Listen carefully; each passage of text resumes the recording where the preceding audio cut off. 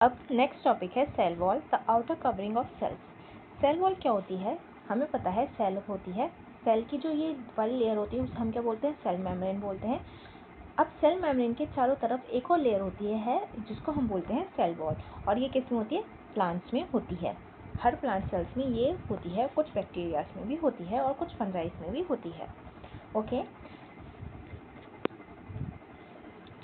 In general, plants cannot move from place to place, so they need a rigid structure to withstand environmental stresses like wind and rain. अब क्या होता है, plants जो होती हैं अपनी एक जगह पे रहती हो और मूव नहीं करती, वन प्लेस टू प्लेस एक जगह से दूसरी जगह पे नहीं जाती, तो उन्हें क्या चाहिए? एक प्रोटेक्शन चाहिए। किससे बचने के लिए? जो विंड और रेन होती है, बहुत तेज़ हवाएं चलती हैं, बहुत तेज़ बारिश भी होती है, तो उससे बचने के लिए क्या चाहिए? उनका एक रिजिड स्ट्रक्चर चाहिए जो इन एनवायरमेंटल जो स्ट्रेसेस हैं उसको झेल सके, और वो कौन प्रोवाइड करता है? सेल वॉल प्रोवाइड करता है। Therefore, plant cells have an additional covering outside the cell membrane called a cell wall. तो इसलिए क्या होता है, प्लांट सेल के चारों तरफ एक और सेल मेम्ब्रेन के चारों तरफ क्या होती है? एक और एडिशनल कवरिंग होती है जिसको हम क्या बोलते हैं? सेल वॉल बोलते हैं। ये जो सेल वॉल होती है also help leaves and flowers remain firm, और ये जो सेल वॉल होती है जो लीव्स और फ्लावर्स को क्या करती है? हेल्प करती है फर्म रहने में। देखा है लीव्स कैसी रहती हैं? एकदम क्रिस्प तो वो किस वजह से रहती हैं? वो सेल वॉल की वजह से रहती हैं। जो फ्लावर्स होते हैं, जो अपनी जो होता है उनके जो पेटल्स होते हैं फ्लावर्स के, वो अपनी जगह पे कैसे रहते हैं? वो इसलिए रहते हैं, और वो एकदम से ब्यूटीफुल, एकदम से कैसे रहते हैं? क्रप्स समझ रहे हो ना? कि मतलब आप उसको प्रेस करोगे ना लीव्स और फ्लावर्स को, तो वो क्या होते हैं? वो स्पंज की तरह पिचक नहीं जाते, वो वैसे के वैसे ही रहते हैं। तो वो जो प्रोवाइड कर रहा है वो कौन प्रोवाइड कर रहा है? ये फर्मनेस जो प्रोवाइड कर रहा है, कौन प्रोवाइड कर रहा है? सेल वॉल प्रोवाइड कर रही है। And maintain their shapes and help plant stay upright. और क्या करता है सेल वॉल? जो शेप्स जो होती हैं वो भी मेंटेन करता है। जैसे मैंने बोला, अगर तुम उसको प्लांट की लीव्स को या फ्लावर को पिंच करोगे तो उसमें कोई चेंज नहीं होता। वो जैसे हमारी चीक्स जो होते हैं पिंच करने पे, या हमारी जो स्किन होती है पिंच करने पे कैसे हो जाती है? पिचक जाती है, फिर अपनी जगह पे नॉर्मल हो जाती है। तो लेकिन जो लीव्स होती हैं, फ्लावर्स होती हैं, वो ऐसे नहीं करती। उनकी जो शेप होती है वो चेंज नहीं होती, वो मेंटेन ही रहती है। और प्लांट इसकी वजह से कैसे रहता है? सेल वॉल की वजह से अपराइट रहता है, सीधा खड़ा रहता है। Although rigid, the cell wall is a permeable. लेकिन सेल वॉल कैसी होती है? रिजिड होती है, लेकिन सेल वॉल की जो मेम्ब्रेन होती है, जो लेयर होती है, वो कैसी होती है? परमेएबल होती है। उसके अंदर कुछ भी आ जा सकता है। लेकिन जो सेल मेम्ब्रेन होता है वो कैसी होती है? सिलेक्टिवली परमेएबल होती है। उसके अंदर कुछ भी अंदर से आ और जा नहीं सकता, which means water and some dissolved minerals can pass through it। लेकिन इसका मतलब क्या है कि सेल वॉल अगर परमेएबल है तो वाटर और जो डिसॉल्व मिनरल्स हैं वो इसके अंदर से आर पार जा सकते हैं। along with the selective permeability of the cell membrane। अब क्या है? सेलेक्टिव परमेबिलिटी किस में होती है? सेल मेम्ब्रेन में होती है। जो परमेबिलिटी होती है किसमें? सेल वॉल में। परमेबिलिटी जो होती है मतलब कि हर किसी को अंदर आने और जाने दे सकती है। और अगर ये सेल मेम्ब्रेन है, अगर ये सेल है ये छोटी वाली, और ये सेल वॉल है चारों तरफ, सेल वॉल तो किसी को भी अंदर आने देगी, लेकिन सेल मेम्ब्रेन वहाँ पे प्रेजेंट है रोकने के लिए कि हर कोई अंदर नहीं जा सकता सेल के लिए। ठीक है। तो ये जो सेल वॉल होती है इसकी परमेबिलिटी किस में हेल्प करती है? प्लांट रूट्स में हेल्प करती है। किसके लिए?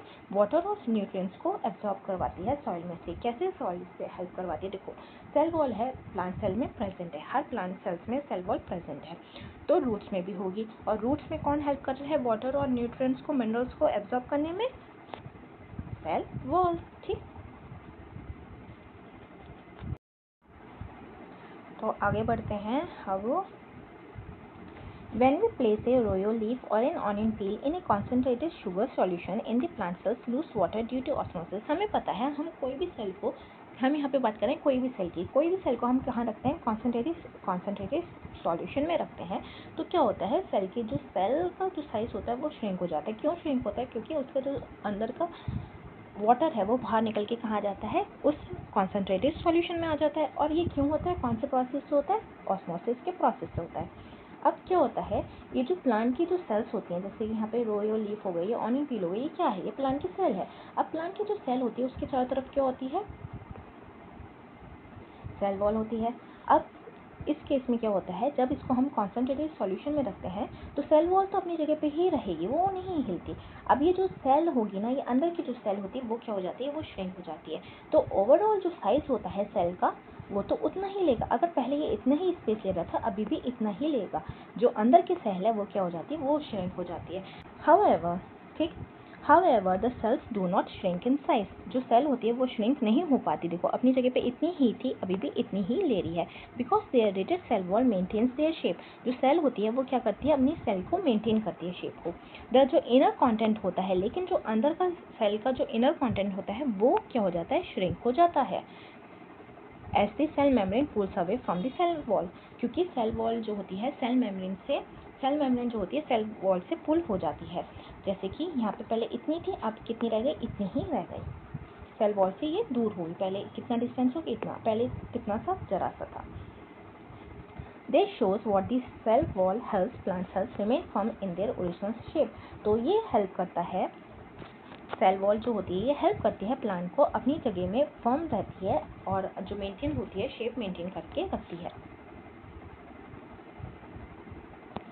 Animal cell such as cheek cell do not have a cell wall. अब जो कोई सी भी जो देखो एनिमल सेल जो होती है उसमें सेल वॉल नहीं होती। यहाँ पे एग्जाम्पल लिया है चीक सेल का।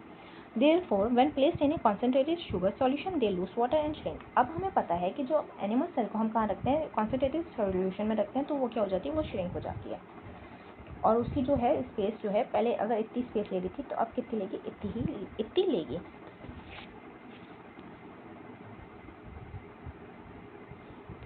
Without a rigid cell wall animal cells can change shape easily. अब क्योंकि एनिमल सेल्स में क्या नहीं होती, सेल वॉल नहीं होती, तो वो क्या होती है, अपनी चेंज जो होती है शेप को कर लेती है। This cellular flexibility supports the overall movement and functioning of animal tissue. अब क्योंकि सेल वॉल उसमें नहीं होती, क्यों नहीं होती, क्योंकि एनिमल सेल्स को सेल वॉल नहीं चाहिए होती। क्यों नहीं चाहिए होती, क्योंकि एनिमल जो टिश्यू होती है, हमारी जो टिश्यू होती है, हम उसको अगर हम स्किन को अपनी प्रेस करते हैं या फिर जो फ्लेक्सिबिलिटी हम अपने आप के हाथ पैर कैसे भी कर लेते हैं, टेढ़े मेढ़े मोड़ लेते हैं, तो हम जो मोड़ लेते हैं तो वो किस वजह से कर पाते हैं, क्योंकि हमारे बॉडी में सेल वॉल नहीं होती। अगर सेल वॉल होती तो हम नहीं कर पाते ये सब चीज़ें, और हमें ये फ्लेक्सिबिलिटी चाहिए मूवमेंट के लिए, फंक्शन के लिए। इस वजह से एनिमल सेल में सेल वॉल नहीं होती। सो दिस सेल्यूलर जो फ्लेक्सिबिलिटी सपोर्ट करता है, सेल वॉल ना होने की वजह से वो हेल्प करता है, किस लिए, मूवमेंट और फंक्शनिंग ऑफ एनिमल टिश्यू में हेल्प करता है। The plant cell wall is primarily made up of cellulose. जो प्लांट की जो सेल वॉल होती है वो किससे मिलकर बनी होती है, सेल्यूलोज से बनी होती है, जो कि एक तरीके का क्या होता है, कार्बोहाइड्रेट होता है। और वो किससे बना होता है, ग्लूकोज से। बहुत सारी ग्लूकोज जो होती हैं जुड़ के लिंक टुगेदर और क्या बनाती हैं, सेल्यूलोज बनाती हैं। Cellulose in our diet act as a roughage. अब जो सेल्यूलोज होते हैं हम खाते हैं, कैसे खाते हैं, क्योंकि हम बहुत सारी ग्रीन लीफी वेजिटेबल्स खाते हैं। अब उसमें हम जब खाते हैं तो सेल्यूलोज भी तो होगा ग्रीन लीफी वेजिटेबल में, तो हमने उसे खा लिया और ये हमें क्या देता है, प्रोवाइड करता है, रफेज देता है, जो कि हेल्प करता है डाइजेशन में, help in digestion. Some microorganism like fungi and bacteria also have a cell wall। अब कुछ जो माइक्रो ऑर्गेनिज्म होते हैं, कुछ फंजाई और बैक्टीरिया, उसमें भी क्या होते हैं, सेल वॉल होते हैं। कुछ से यहाँ पे मतलब है कि किसी में होंगे सेल वॉल और किसी में नहीं होंगे सेल वॉल। और जिसमें सेल वॉल होगा तो उसका फंक्शन क्या होगा, प्रोटेक्शन ही होगा और स्ट्रक्चरल सपोर्ट होगा। चाहे कोई सी भी, देखो सेल वॉल का फंक्शन क्या है, प्रोटेक्शन और स्ट्रक्चर सपोर्ट देना। तो अगर बैक्टीरिया में प्रेजेंट है या फिर फंजाई में प्रेजेंट है तो उसका काम क्या होगा, वही सेम होगा, प्रोटेक्शन देना और सपोर्ट देना, किसको, सेल को। Pause and ponder. What argument would you give for the necessity of a cell wall in plant usually fixed in one place versus in animals usually moving from one place to another? तो यहाँ पे ये कह रहे हैं कि अपना argument क्या दोगे कि सेल वॉल को जो है, सेल वॉल नहीं, प्लांट को सेल वॉल की क्यों ज़रूरत है, और जो कि एक जगह पर रुका रहता है, और एनिमल सेल को नहीं है जो कि मूव करती रहती है। तो ये इस तरीके से क्वेश्चन पूछ रहे हैं। तो यहाँ पे जवाब ये देना है क्योंकि ये एक जगह पे खड़े रहते हैं प्लांट्स, और एनिमल्स मूव करती रहती है। एनिमल्स तो अपने आप को बचा लेगी, देखो विंड से, और बहुत तेज़ बारिश पड़े या बहुत तेज़ हवा चले, जो भी एनवायरमेंटल स्ट्रेसेस होगा, हम लोग अपने आप को बचा लेंगे, हम अंदर आ जाएंगे या फिर किसी पेड़ के नीचे छुप जाएंगे। अब प्लांट है जो कि एक जगह पे फिक्स्ड है, अब वो कैसे अपने आप को बचाएगा, वो अपने आप को कैसे बचाएगा, सेल वॉल की थ्रू हेल्प से।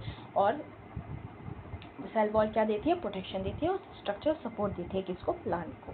नेचर बहुत ब्यूटीफुल थिंग है, उसने इस तरीके से सब चीज़ को बनाया है कि अपने आप को बचा सके।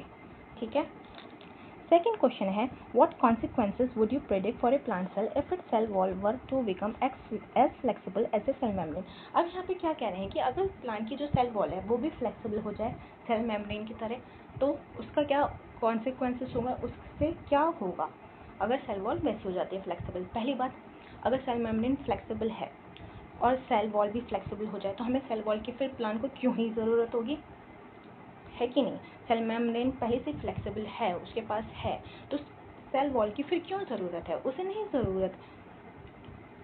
तो कॉन्सिक्वेंसेस ये होंगे कि सेल वॉल भी अगर फ्लेक्सिबल हो जाएगी तो पहली बात वो किसी काम की नहीं रहेगी, हर चीज़ तो उसमें परमेबल है, कुछ भी अंदर जा सकता है, कुछ भी अंदर बाहर जा सकता है, और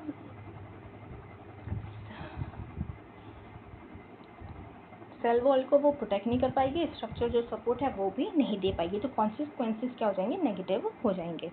थर्ड क्वेश्चन कह रहे हैं, why is it important to cut the 2 potato pieces in रफली equal sizes and measure their initial weight before placing them in different liquids. इससे पहले हमने एक एक्सपेरिमेंट किया था जिसमें आलू को हमने 2 पार्ट्स में काटा था, इक्वल पार्ट्स में, उसको वेट को मेजर करा था, फिर हमने एक्सपेरिमेंट किया था। तो ये पूछ रहे हैं क्यों करा हमने ऐसा, हमने क्यों नापा उसका वेट और इक्वली बराबर में क्यों काटा।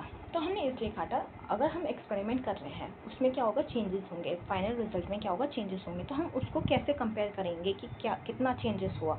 ज़्यादा अगर श्रिंक हो रहा था, एक आलू क्या हो रहा था, श्रिंक हो रहा था, एक आलू क्या हुआ था, स्वेल हुआ था, पीस क्या हुआ था, स्वेल हुआ था, तो हम उसको कैसे कंपेयर करेंगे कि कितना हुआ है, कितने चेंजेस हुए हैं। हम तभी तो कर पाएंगे जब हमारे पास कोई मेजरमेंट हो पहले का, तो इसलिए हम मेजर करते हैं कि हम उसको अच्छे से कैलकुलेट कर पाएँ।